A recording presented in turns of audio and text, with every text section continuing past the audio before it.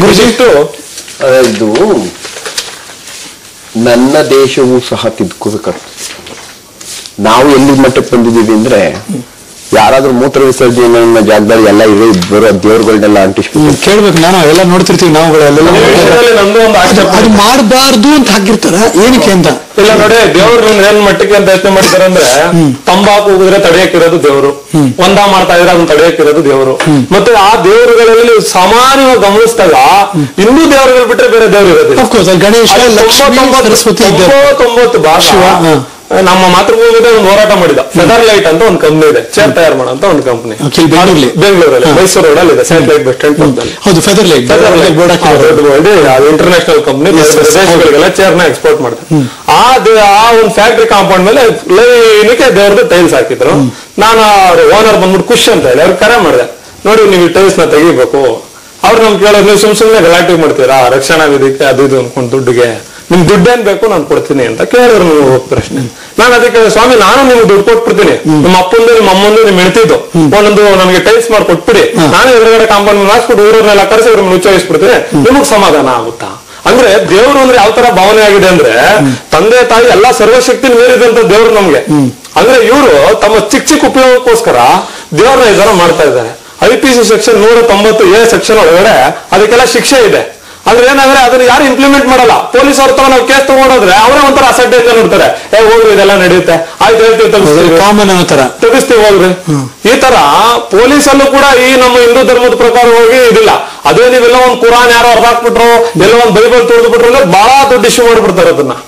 ಅಂದ್ರೆ ಹಿಂದೂಗಳು ಬಂದಾಗ ಇಲ್ಲಿ ಆಕ್ರಮಣಕಾರಿ ಶಕ್ತಿ ಇಲ್ಲ, ಇವರಲ್ಲಿ ಸಂಘಟನೆ ಇಲ್ಲ, ಇವರಲ್ಲಿ ಜಾತೀಯತೆ ಇದೆ, ಇವ್ರು ಯಾರು ಒಗ್ಗಟ್ಟಾಗಲ್ಲ, ಸುಲಭವಾಗಿ ಇವ್ರನ್ನ ನಾವು ಗೋಪಾಲ್ ಕೃಷ್ಣ ಗುರುಜಿ, ನಾವು ಹಿಂದೂಗಳು ಅಂದ್ರೆ ವಿಶಾಲ ಮನೋಭಾವದವರು, ಎಲ್ಲರನ್ನೂ ಕೂಡ ಹೆಚ್ಚಾಗಿ ಶಾಂತಿ ಪ್ರಿಯರು. ಸೊ ಏನು ಮಾಡಲ್ಲ ಅಂತಾರ ನಿಮ್ಮ ಅರ್ಥ ಏನು? ಮಾಡಲ್ಲ ಅಂತಲ್ಲ, ಇದೆಲ್ಲ ನೋಡಿದಿರಿ ನೀವು? ಖಂಡಿತ. ಈಗ ನೋಡ್ತಾ ಇದ್ದೆ ಇದಾದ್ರೆ ಇದೆಲ್ಲ ಏನಂದ್ರೆ ಇದೆಲ್ಲ ಅವಹೇಳನಕಾರಿಯಂತಹ ಇದು ಚಿತ್ರಣಗಳು. ಸಾಧಾರಣವಾಗಿ ಇದು ಪಬ್ಲಿಕ್ ಗೆ ತೋರಿಸಬಾರದು, ಪಬ್ಲಿಷ್ ಆಗಬಾರದು ಅಂತಹ ಚಿತ್ರಗಳು ಮೊದಲನೇದಾಗಿ ಪ್ರಚೋದನಕಾರಿ ಚಿತ್ರಗಳು. ಅದ್ರ ಬಗ್ಗೆ ಮಾತಾಡ್ತಿದ್ದಲ್ಲ ಖಂಡಿತವಾಗಿ ಒಂದನೇದಾಗ. ಇನ್ನು ಎರಡನೇದಾಗಿ ಏನಂತಂದ್ರೆ ಈಗ ಎಲ್ಲ ಹೇಳಿದ್ರು, ಅದೇನಂದ್ರೆ ಈ ಸಮಯಕ್ಕೆ ಅವರಿಗೂ ಉಪಯೋಗ ಬರುವಂತ ಜಾಗದಲ್ಲಿ ಹಾಕೊಂಡು ಬಿಟ್ಟಿದ್ದಾರೆ. ಅದಕ್ಕೇನು ಅಲ್ಲಿ ಹೋಗಿ ನಿಂತಾಗ ಅದೊಂದು ರೀತಿಯಲ್ಲಿ ಶಾಂತಿ ಕೊಡ್ತದೆ ಏನೋ ಅಂತ ಈ ರೀತಿಯ ಭಾವನೆಯೂ ಇದ್ರೂ ಇರ್ಬೋದು. ಈಗ ನಮ್ಮ ಹಿಂದೂಗಳಾಗಿರ್ತಕ್ಕಂಥವ್ರು ಅದ್ರ ಮೇಲೆ ಮೂತ್ರ ಮಾಡೋದಿಲ್ಲ, ನಿಲ್ಲಿಸ್ಬಿಡ್ತಾರೆ. ಆಯ್ತಾ? ಹಿಂದೂ ಅಲ್ದೇ ಇರ್ತಕ್ಕಂಥ ಜನ ಏನ್ ಮಾಡ್ತಾರೆ, ಬೇಕು ಅಂತಾನೆ ಮಾಡ್ತಾರೆ. ಆಗ ಅವಹೇಳಲಿಕ್ಕೆ ಈಡಾಗದು ಯಾರು? ನಾವು ಮನೇಲಿ ಪೂಜೆ ಮಾಡ್ತಾ ಇರ್ತಕ್ಕಂಥ ಎದುರುಗಡೆ ಉಚ್ಚ ಎತ್ತಿದ್ರೆ ನಾವ್ ಹೆಂಗ ಅದನ್ನ ಸಹಿಸ್ಕೊಬರ್ಬೇಕು? ಮತ್ತು ಕೋಮು ಗಲಭೆ ಶುರು ಆಗುತ್ತೆ. ಅವ್ನ್ ಶೂ ಮೇಲೆ ಹಾಕೋನಲ್ಲ, ನಮ್ದು ಇಲ್ಲಿ ಮಂಗಳೂರಲ್ಲಿ ಬಿಡಿ ಐತಿ, ಗಣೇಶ್ ಬಿಡಿ ಅಂತ, ಬಿಡಿ ಮೇಲೆ ಹಾಕಿದ್ರು ನಮ್ಮವರು. ಕರೆಕ್ಟ್. ನಮ್ಮವ್ರ ಬುದ್ಧಿ ಹೇಳಕ್ ಆಗಿರ ನಾವು ಈ ಕಾಂಪೌಂಡ್ ಮೇಲೆ ಹಾಕಿರೋದು ನಮ್ಮವ್ರನ್ನೇ. ಅದನ್ನೇ ನಮ್ಮನ್ನು ತಿದ್ಕೋಬೇಕಾಗಿದೆ. ನಾನು ಹೇಳ್ತಾ ಇರೋದು ಇವ್ನು ಮಾಡಿದ್ರೆ ಸರಿ ಅಂತಲ್ಲ, ಇವನು ವಾಯ್ಸ್ನವನು ಯಾವನವನು, ಅವನಿಗೂ ನಮಗೂ ಸಂಬಂಧ ಇಲ್ಲ. ನಾವು ಇದು ಹೇಳಿದ್ರೆ ಲಾರಿ ಕರ್ಕೊಂಡಾಗ ಯುದ್ಧ ಮಾಡಕ್ಕಾಗಲ್ಲ.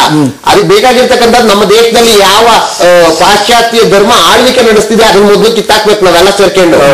ಅದನ್ನ ಮಾಡೋದು ಬಿಟ್ಬಿಟ್ಟು ನಾವು ಪಾಶ್ಚಾತ್ಯಕ್ಕೆ ಆಳ್ವಿಕೆ ಕೊಟ್ಬಿಟ್ಟು ನಮ್ಮನ್ನ ಹಿಂಗಂದ್ರು, ನಮ್ಮನ್ನ ಹಿಂಗ್ ಮಾಡಿದ್ರು, ನಮ್ ದೇವ್ರ ತಗೊಂಡೋಗಿ ಹಿಂಗ್ ಮಾಡ್ಬಿಟ್ಟವ್ರೆ ಅಂತಂದ್ರೆ ಅದಕ್ಕೆ ಅರ್ಥ ಇಲ್ಲ. ಮೊದ್ಲು ಇವ್ರನ್ನ ಕೆಳಕ್ಕಿಳಿಸ್ಬೇಕು, ಇಳಿರಿ ನೀವು ಅಂತ ನಮ್ಮ ದೇಶೀಯರಾಗಿದ್ರೆ. ಅದನ್ನ ಬಿಟ್ಬಿಟ್ಟು ಇವತ್ತು ಹಾಕೊಂಡವ್ರೆ ಬಿರಿ ತುಂಬಾ ದೇವ್ರನ್ನ ಹಾಕೊಂಡವ್ರೆ.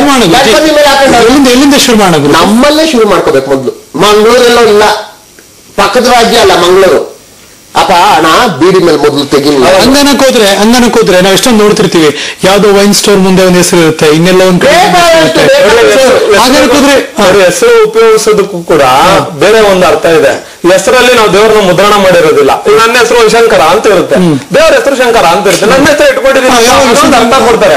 ಆದ್ರೆ ಮುದ್ರಣ ಮಾಡಿದಾಗ ಏನಾಗುತ್ತೆ, ಒಂದು ದೇವ್ರ ಭಾವಚಿತ್ರವನ್ನು ಅಲ್ಲ. ಈಗ ಹೆಸರುಗಳು ಸಾವಿರಾಗಿದೆ. ಕೃಷ್ಣ ಲೋನ್ ರೇಪ್ ಮಾಡ್ದ ಅಂತಂದ್ರೆ ಆ ಕೃಷ್ಣ ಅಲ್ಲ ಮಾಡಿದ್ದು, ಕರೆಕ್ಟ್ ಆಯ್ತಾ?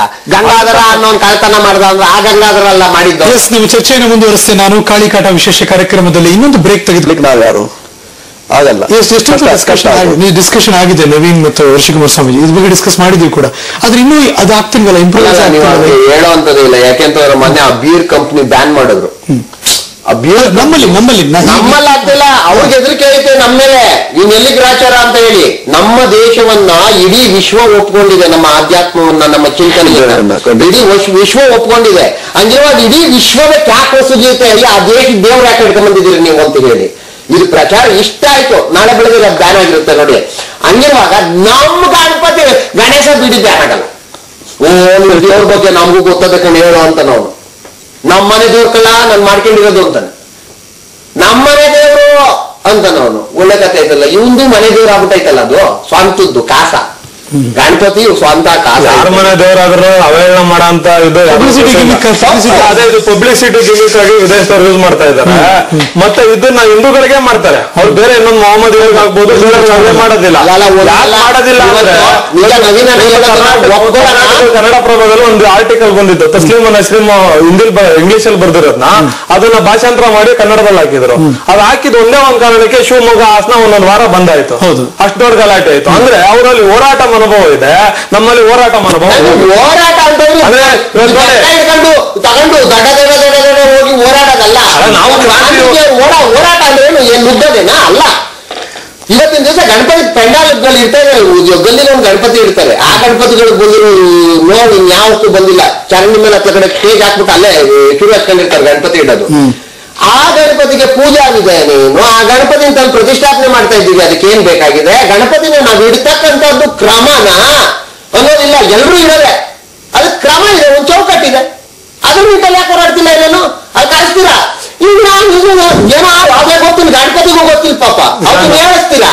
ನಮ್ಮಲ್ಲಿ ಸರಿ ಇಲ್ಲ ಅನ್ನೋ ಪ್ರಶ್ನೆಗೆ ಬೇರೆಯವರು ಅದನ್ನ ಮಾಡ್ಬೋದು ಅಂತ ನಾವ್ ಹೇಳಕ್ಕಾಗಲ್ಲ.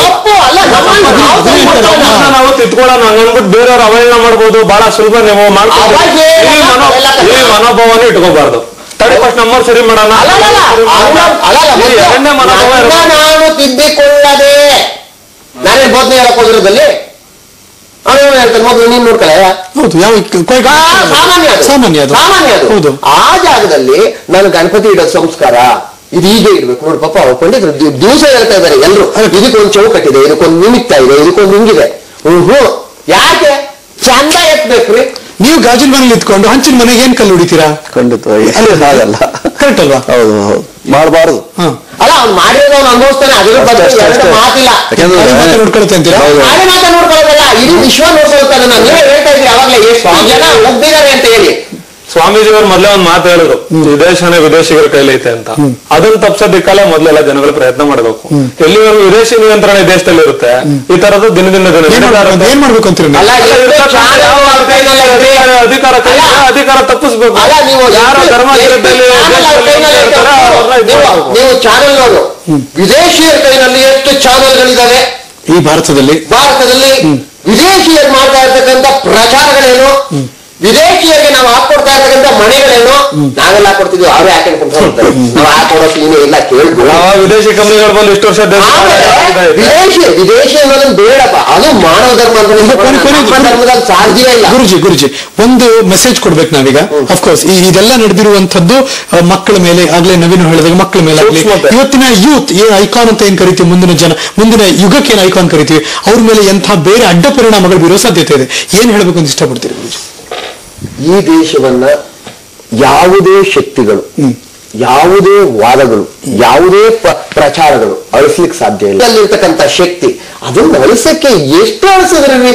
ಇದು ಯಾವ್ದು ಅಳಿಸಿದ್ಲಕ್ಕೆ ಏನ್ ಹೇಳ್ತೀರಿ ನವಿ? ನೀವು ಮೊದಲನೇದಾಗಿ ಮಕ್ಕಳು ಈ ಕಂಪ್ಯೂಟರ್ ಅಡಿಕ್ಷನ್ ಬಿಡಬೇಕು. ಅಂದ್ರೆ ಈ ಆಟದ ಸಂಬಂಧಪಟ್ಟ ಹಾಗೆ, ಮತ್ತೆ ಅವರು ಹೆಚ್ಚು ದೈಹಿಕವಾಗಿ ಆಟದಲ್ಲಿ ತೊಡಗಿಸ್ಕೋಬೇಕು. ಅದರಿಂದ ದೈಹಿಕವಾಗಿ ಆರೋಗ್ಯ ಚೆನ್ನಾಗಿರುತ್ತೆ, ಮಾನಸಿಕತೆ ಕುಂಠಿತ ಆಗುತ್ತೆ. ಮತ್ತೆ ತಂದೆ ತಾಯಿಗಳು ಏನಿದೆ, ಇವತ್ತಿನ ಮಕ್ಳಿಗೆ ಬರೀ ಕಾರ್ಮೆಂಟ್ ಕಳ್ಸಿ ಬಿಡ್ತಾ ಇದ್ದಾರೆ. ಈ ವಿದೇಶಿ ಅಥವಾ ಪಾಶ್ಚಾತ್ಯ ಸಂಸ್ಕೃತಿ ಅನುಕರಣೆ ಏನಾಗುತ್ತೆ, ನಾಳೆ ತಂದೆ ತಾಯಿ ಸಾಕಲ್ಲ ಮಕ್ಕಳು ಓಲ್ಡ್ ಏಜ್ ಹೋಮ್ ಕಳಿಸ್ತಾರೆ. ಆದ್ರಿಂದ ಅವ್ರಿಗೆ ಧರ್ಮ, ಸಂಸ್ಕೃತಿ ಮತ್ತೆ ನಮ್ಮ ರಾಮಾಯಣ, ಮಹಾಭಾರತ ಅದರಲ್ಲಿರ್ತಕ್ಕಂಥ ಒಳ್ಳೇದ್ ಕಲ್ಸಿದ್ರೆ ಮಾತ್ರ ಒಬ್ಬ ಶ್ರವಣ ಕುಮಾರ್ ನಂಗೆ, ಒಬ್ಬ ರಾಮನ್ ನಂಗೆ ತಂದೆ ತಾಯಿನ ನೋಡ್ಕೋತಾರೆ. ನೀವು ಆದಷ್ಟು ವಿದೇಶಿ ಪ್ರಚೋದನೆ ಮಾಡಿದಷ್ಟು ನಾಳೆ ಅವ್ರು ನಿಮ್ಗೆ ಕೈ ಕೊಟ್ಟು ಹೋಗ್ತಾರೆ. ಕೊನೆಯದಾಗಿ ಏನ್ ಹೇಳ್ತೀರಿ? ನೋಡಿ, ಶಾಂತಿ ಪ್ರಿಯರಾದಂತಹ ನಾವು ದೇವತೆಗಳನ್ನ 33 ಕೋಟಿಗಳನ್ನು ದೇವತೆಗಳನ್ನು ನಂಬಿ ಬಂದಂತಹ